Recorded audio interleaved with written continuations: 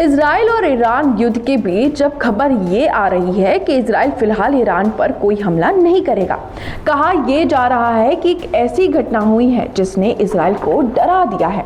आपको पता ही है कि 1 अक्टूबर को ईरान ने इजराइल पर अटैक किया था, जिसके बाद नेतन्याहू ने इजराइल को सबक सिखाने की कसम खाई है।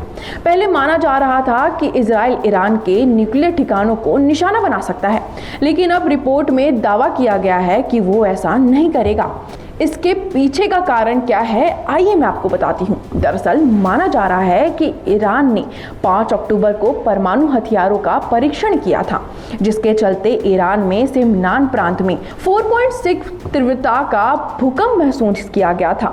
हालांकि अभी तक इस बात की पुष्टि नहीं की गई है कि वो परमाणु हथियार का परीक्षण ही था या नहीं, लेकिन इस घटना के ठीक बाद से ये माना जा रहा है कि इजराइल डरा हुआ है और वो अब ईरान के मिलिट्री ठिकानों और परमाणु ठिकानों पर हमले को कुछ समय के लिए रोक दिया है।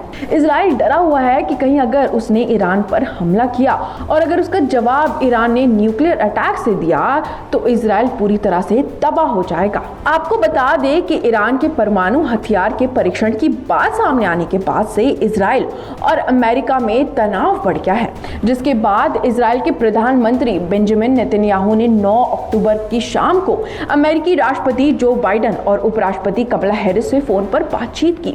ये बातचीत करीब 30 मिनट तक चली और सूत्रों के मुताबिक बताया जा रहा है कि इजराइल को अमेरिका से हिजबुल्लाह के खिलाफ अपने हमलों को जारी रखने के लिए खुली छूट मिल गई है। ईरानी द्वारा इजराइल पर बैलिस्टिक मिसाइल से हमला किए जाने के बाद ये पहला मौका था जब दोनों नेताओं की फोन पर बातचीत हो रही है। लगभग 2 महीने बाद दोनों नेताओं के बीच बातचीत हुई है। इजराइल इस वक्त लेबनान में घुसकर ग्राउंड ऑपरेशन को आगे बढ़ा रहा है। साथ ही आसमान से भी बैरूत समेत अन्य शहरों में लगातार बमबारी की जा रही है। इस बात के क्यास लगाए जा रहे हैं कि इजराइल किसी भी वक्त ईरान पर हमला कर सकता है। आपको बता दें कि इजराइल के रक्षा मंत्री ने एक दिन पहले ही ये बयान दिया था कि ईरान पर इजराइल का हमला बेहद घातक, सटीक और उसे चौंका देने वाला होगा। उन्होंने कहा कि ईरान समझ नहीं पाएगा कि क्या हुआ और कैसे हुआ। व्हाइट हाउस की प्रेस सेक्रेटरी कैरिन जेन-पियरे ने इस बैठक पर कहा कि बाइडेन और नेतन्याहू के बीच कई मुद्दों पर चर्चा हुई है। बाइडेन ने नेतन्याहू से कहा है इजराइल का रिस्पॉन्स संतुलित होना चाहिए। CNN के मुताबिक ईरान पर इजराइल की संभावित कार्रवाई के बारे में इससे ज्यादा कोई जानकारी नहीं दी गई है। वैसे बता दें कि व्हाइट हाउस के प्रेस नोट में ईरानी मिसाइल हमले की निंदा की गई है।